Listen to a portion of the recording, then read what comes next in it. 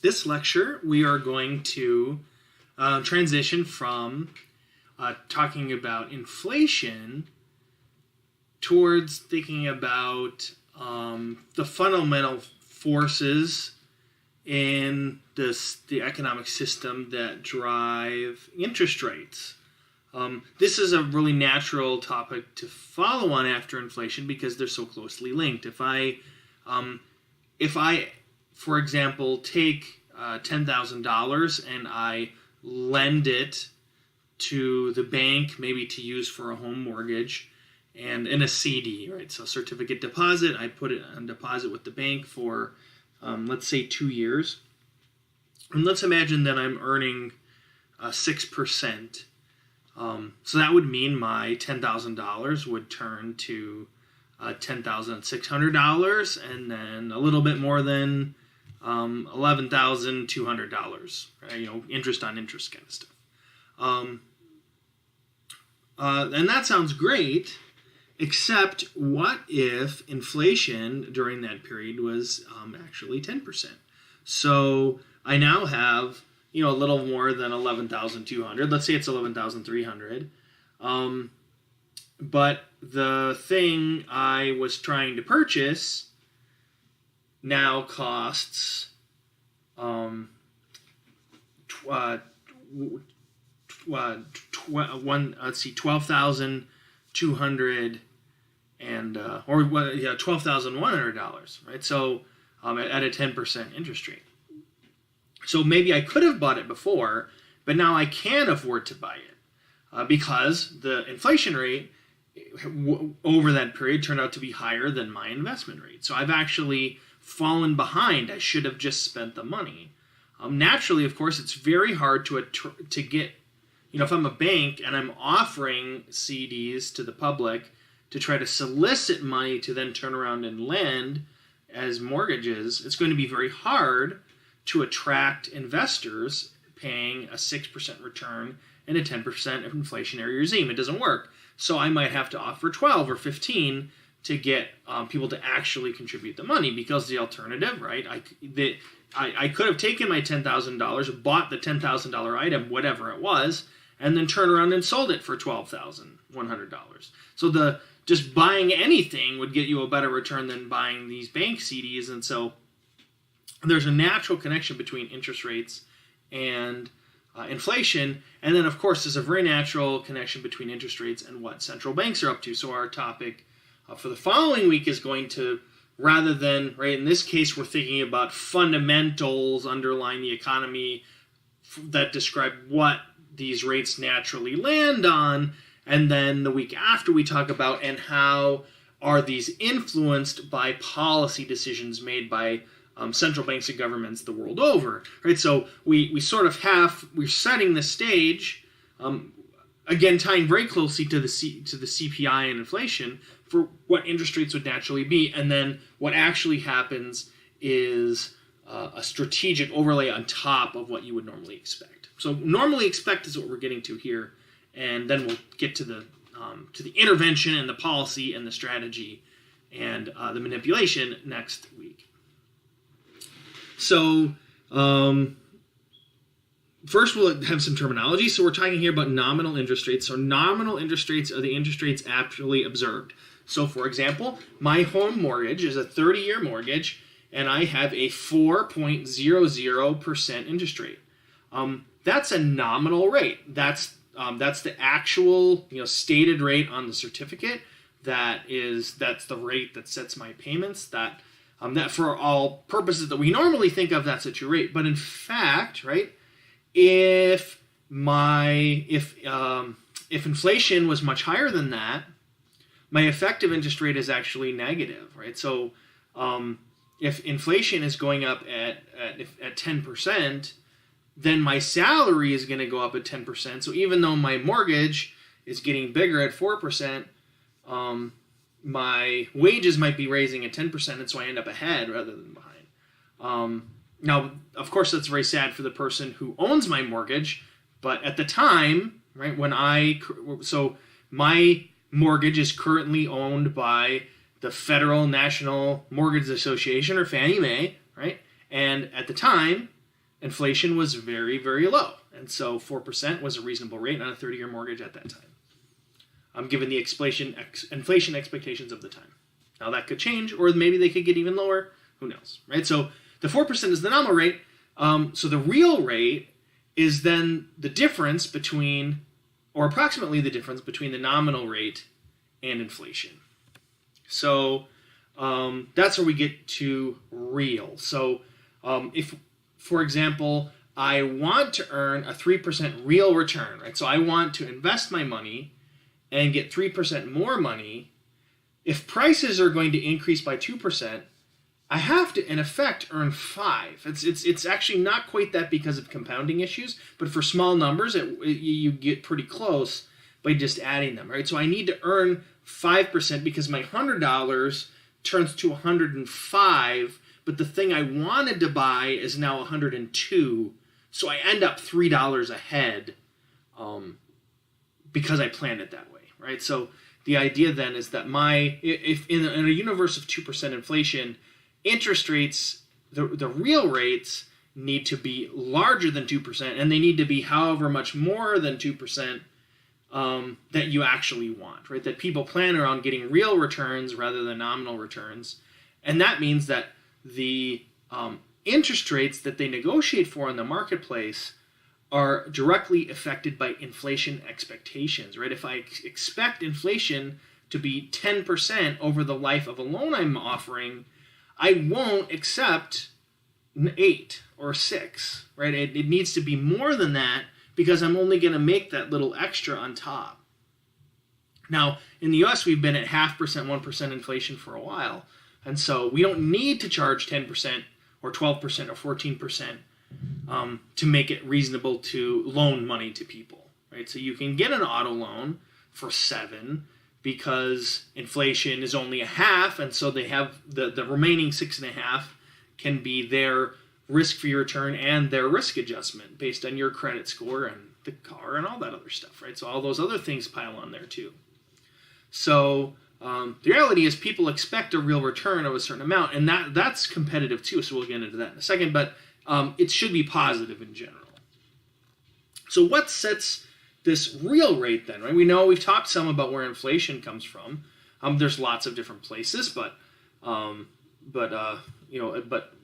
found, right, money supply and budget deficits and GDP indirectly and wage growth. I mean, all these things factor in. That sets inflation. But what sets that part above inflation, right? So if I am trying to get 5 or 3, and inflation is 2, I charge 5, but how did I choose 3? And so, so there's at least some debate, at least for a while there was debate about where this 3% comes from. It's for the most part settled at this point, and this is the easiest way is to start at loanable funds and think about other implications. But we'll start with loanable funds theory. So loanable funds theory is basically very simple in concepts. The idea is that there's a universe of people and entities, right, the world over, that have potentially money that they are willing to loan, and they might be willing to loan more if they were making more money, and they might loan less if they were making less money, right? So the amount they're willing to loan is somewhat dependent on how much real interest they're going to get, right? Because, again, the alternative is to spend it. So if I'm only going to get a 0.5% real return, I might as well go on the vacation. But if I'm going to get an 80% real return, we're all eating beans and rice forever because it's going to be awesome, right? So, and of course, the truth lies somewhere in the middle. So, at different real return levels, people will be willing to loan out more or less of their money, and that includes pension funds and all the other entities that are lending. At the same time, right, as a borrower, if the loans are demanding 80% annual interest rates, then I really better be sure I want to borrow that money and have a really good use for it, because it's really going to be hard to pay that back when I have this huge interest. But if real interest rates are only 0.5% or 1% a year, then maybe I can be really aggressive with my borrowing, because I could borrow it and then turn around and lend it again at 3% real and make a big return on the spread, right? So in terms of borrowers, right, they have sort of a curve too, a relationship between how much they're willing to borrow and the interest rate. So loanable funds is just this theory. It really, in total, says, well, the actual real interest rate that we observe, right, the amount of real return you get after inflation, is the outcome of effectively a negotiation, not on purpose, right? It's kind of the invisible hand of the market, but you have a bunch of effectively buyers and sellers that negotiate. And if the real return is too high, you'll get an oversupply of lenders. And if the real return is too low, you'll get an oversupply of borrowers. And so if there's an oversupply of borrowers, they'll be desperate and will accept a higher price. And if there's an oversupply of lenders, they'll drop out of the market because they can't find anybody to match. And so you end up with this sort of equilibrium level. We call in economics, we talk about equilibrium a lot. We get, there's a whole bunch of people willing to lend at higher interest rates, and there's a whole bunch of people willing to borrow at lower interest rates, but they're not relevant because we have a nice match where everything all lines up at a particular rate. And then we call that the equilibrium rate. And so the real interest is going to be an equilibrium of this effect bargaining process, right? That happens the world over through markets. And so really it's a supply and demand story. Right? We have demand for loans and a supply of loans, and as the interest rates go up, the supply goes up. As interest rates go up, the demand goes down. And at some point, just like in economics from high school, there's that spot where supply and demand meet, and that's going to dictate the equilibrium interest rate. So this is a chart in the United States of 4 different key interest rates. So federal funds, those are overnight loans they're overnight loans kind of between banks but routed through the federal government. Right, so these are this is overnight, right? One night, so very, very short, very low risk, right? Basically as low risk as you can get, and you can see there's been wild swings. Right, so you imagine a universe back in 1982 or late 81 where an overnight loan to the government gave you a 20% interest rate. So of course, right, you'd be thinking, oh wow, people must have gotten so rich. If you were saving money at that time, you would have been so incredibly wealthy.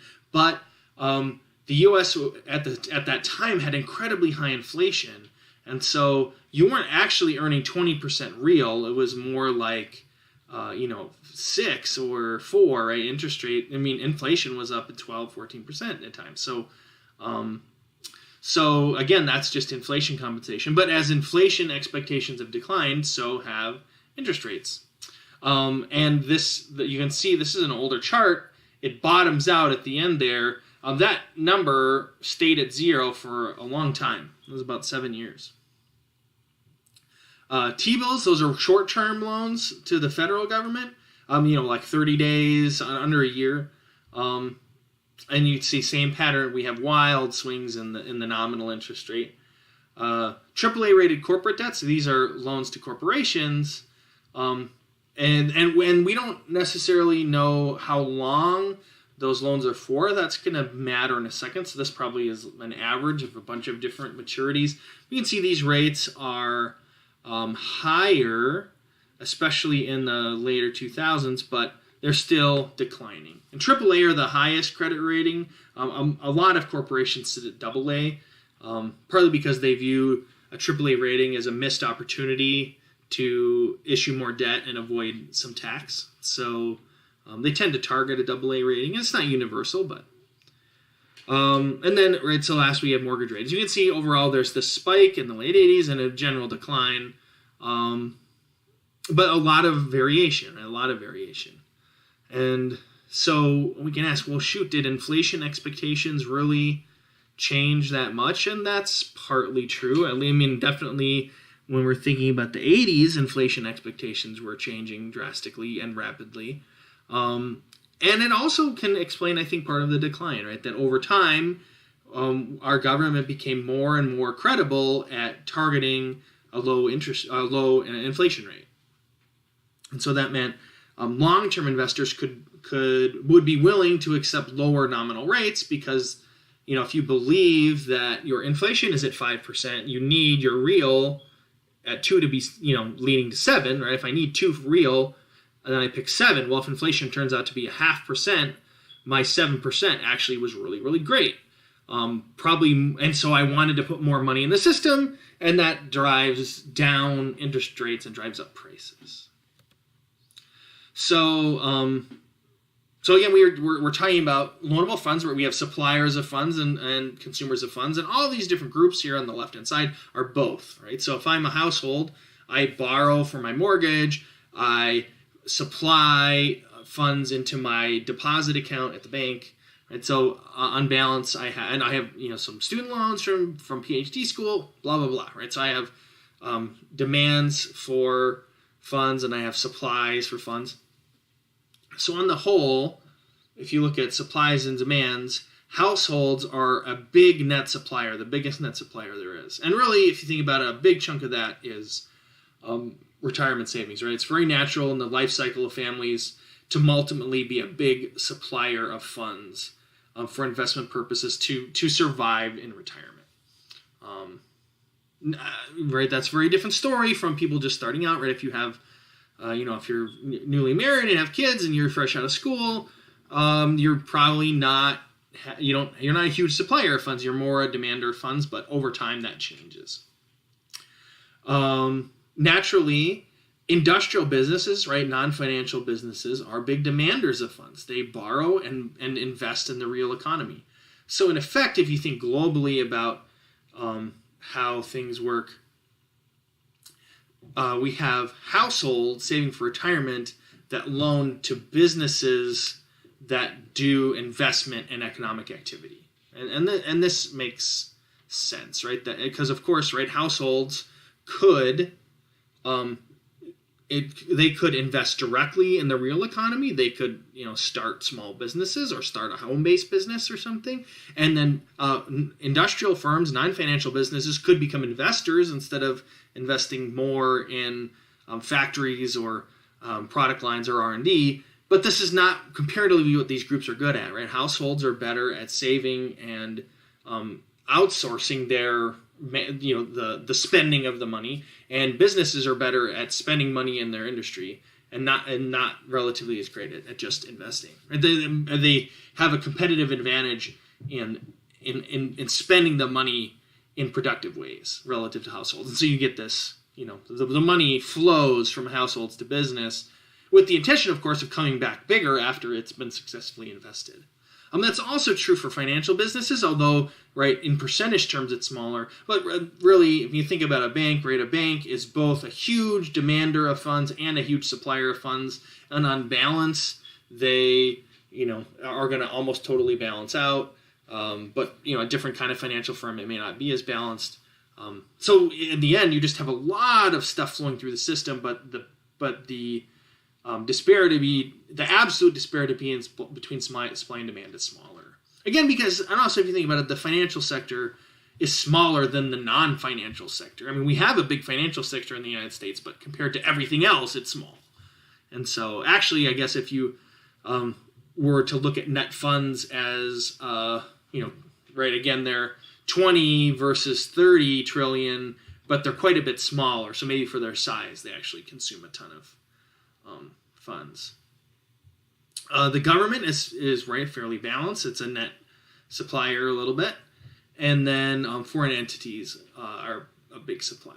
Right? It's foreign participants. So in particular, there are countries that deliberately buy American assets in the interest of propping up the value of the dollar to make their exports more marketable to the U.S. market. And we talked about that during trade. So that shows up here in supplies and demands for funds.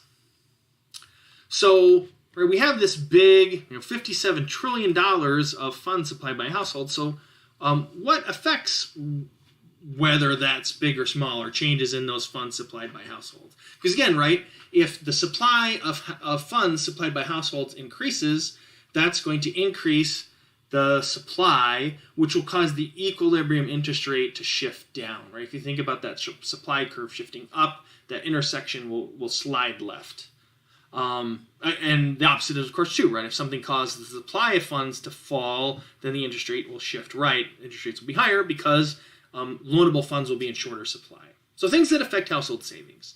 Interest rates and tax policy, right? So when interest rates are high, more household money is consumed by mortgage payments and auto payments and that kind of thing. But they're also much more willing to invest at higher interest rates, right? So savings rates go up. So depending on which is higher for families, you get different effects. Tax policies, right? So recently it was under consideration to eliminate the mortgage interest tax deduction, right? So that would have a pretty serious effect on the size of people's mortgages. That's a tax policy decision, but it ends up affecting demands for those kind of loans. Income or wealth, right? So when income is high or wealth is high, we have higher savings. Higher savings means higher supply, lower interest rates. Because again, the same amount of demand, greater supply, you get a shift. Attitudes about saving versus borrowing. There's amazing cross-sectional difference in savings rates between countries. So in the United States, we have, and I don't know that we have necessarily unusually low savings rates. I mean, they're close to zero. That's on the lower side. But there are, so like in Japan, for example, they have just habitually savings rates in the 20%. So if everybody's saving 20% of their money, that's a huge difference relative to what we expect in the United States. So it's literally just an attitude, but it makes a huge effect on what households actually do.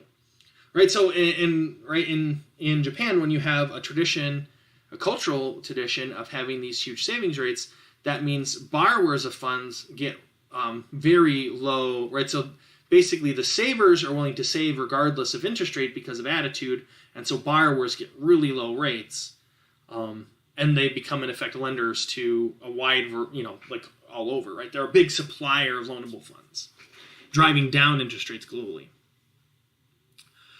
Credit availability. So this is important. So back in the Great Recession, the financial crisis of 2008, 2009, there was a huge flight to quality. So companies that had money available to lend wanted to put it in the safest of all possible places. So they were still loaning it, but they were loaning it to the federal government, or they were loaning it to short-term bank deposits or things that were very, very safe.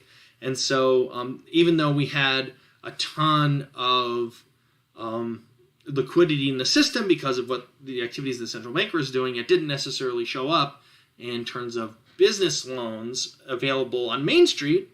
And so we experienced credit availability low on the borrower side, even though the credit supply was high. It was just going to different places. And so whereas if you think about pre-financial crisis in 2005, we had incredible credit availability to very low quality borrowers, and so it got used, right? So this factor matters a lot for how much households actually save.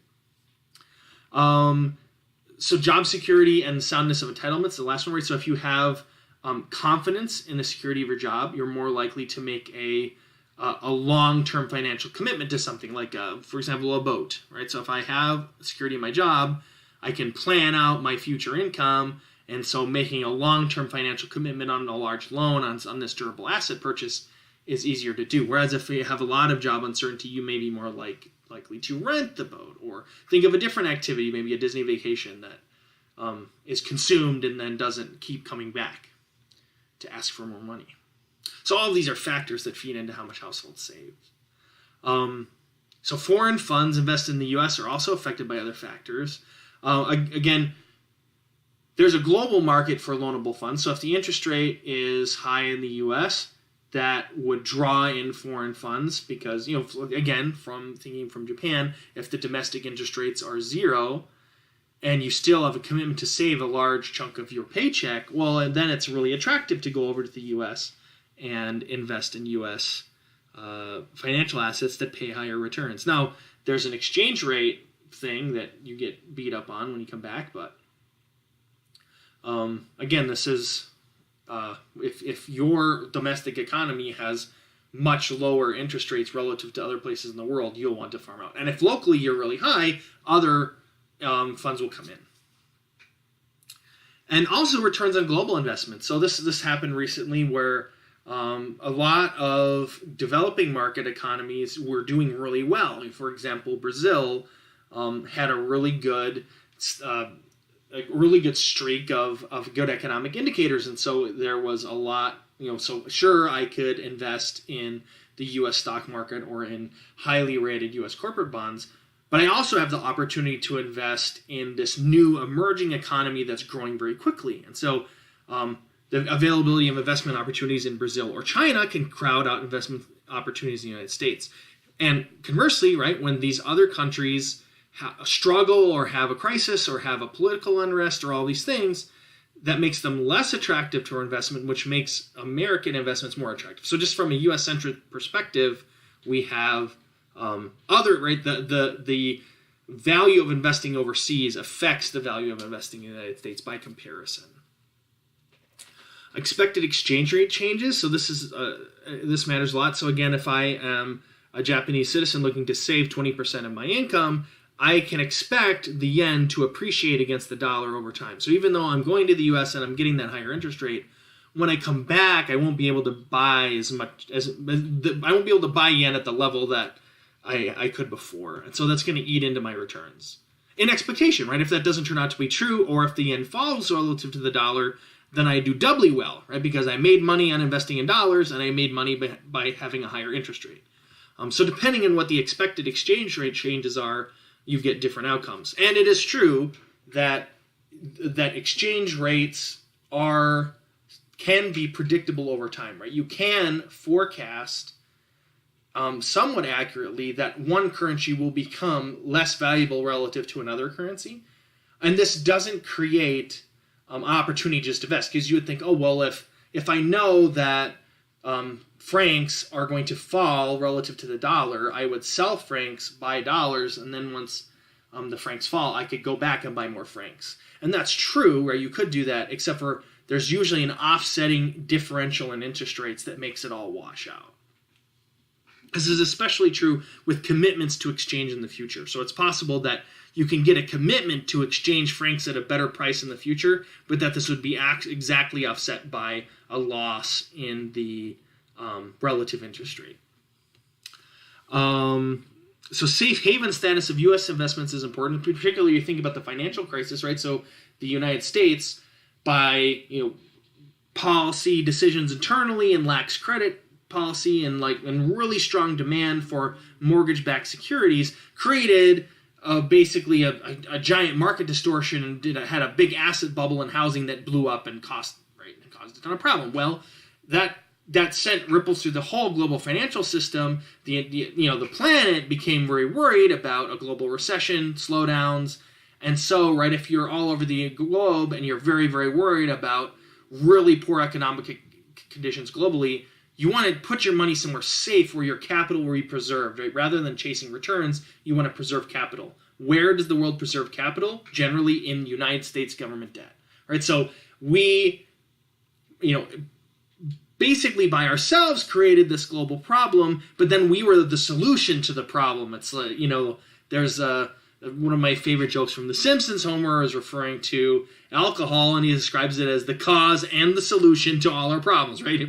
We have all of these issues, but then we're not as aware of them because we're somewhat inebriated, and so it gets fixed, right? So in the United States, we have this financial crisis, somewhat of our own making, and luckily the world then flees to us because we're the safe haven as things are collapsing. So that's all very important to thinking about foreign funds coming in and leaving the United States. So as the world settles down and things get better, that capital leaves. And so it's almost paradoxical, right? The better the U.S. does, almost the worse that these investments do, because the safety is no longer needed.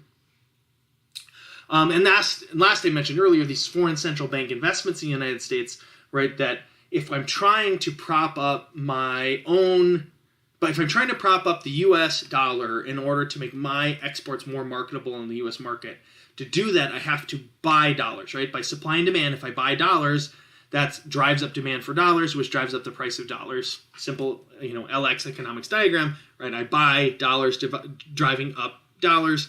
That drives down my stuff and then makes it cheaper for Americans, sustaining my exports, right? So, and this is done on purpose. So in particular, right, China has a huge investment in dollars. That's over $3 trillion. And but other countries as well. So right, and again, so Taiwan and South Korea are both major exporters to the United States. Russia not as much, although right they do have petroleum reserves that they do export.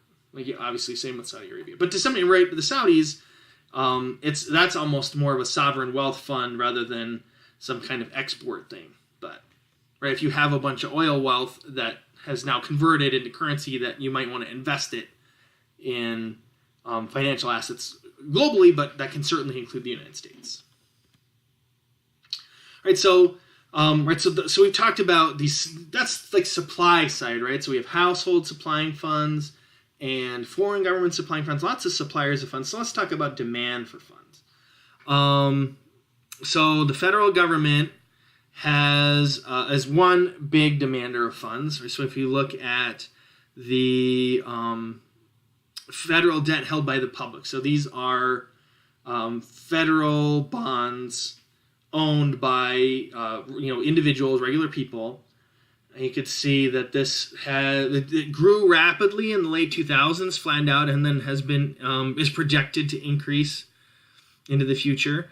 Again, this is as a percentage of GDP, right? So we have, again, with the federal debt growing, and not just growing in absolute terms, growing in percentage of GDP terms, right? Because our economy gets bigger too, right? So if we increase the debt 10%, increase our economy 20%, it's actually easier to pay off that debt than before, right? We have a bigger engine to pull the somewhat heavier load, and that's not what's been happening, right? The debt has been outpacing our economic growth.